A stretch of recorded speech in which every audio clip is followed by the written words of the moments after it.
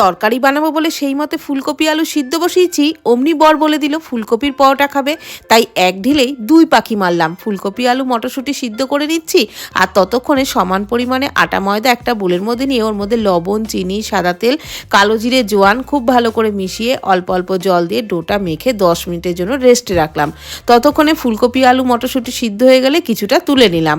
কড়াইয়ে সর্ষের তেলের মধ্যে গোটা জিরে, হিং, আদা, কাঁচা লঙ্কা বাটা দিয়ে একটু নেড়েচেড়ে দিয়ে দিলাম ওই সিদ্ধ করা ফুলকপি আলু আর মটরশুঁটি, পরিমাণ মতো লবণ, হলুদ গুঁড়ো আর ভাজা মশলা দিয়ে নাড়াচাড়া করে একটু ঘেটে নিলাম। নামানোর আগে ধনেপাতা কুচি দিয়ে নামিয়ে নিলাম।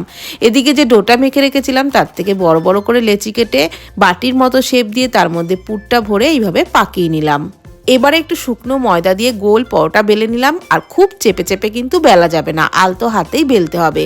তাওয়াতে প্রথমে তেল ছাড়া দুপিঠ সেঁকে নিয়ে অল্প অল্প তেল দিয়ে ফুলকো ফুলকো ফুলকপির পরোটা ভেজে নিলাম।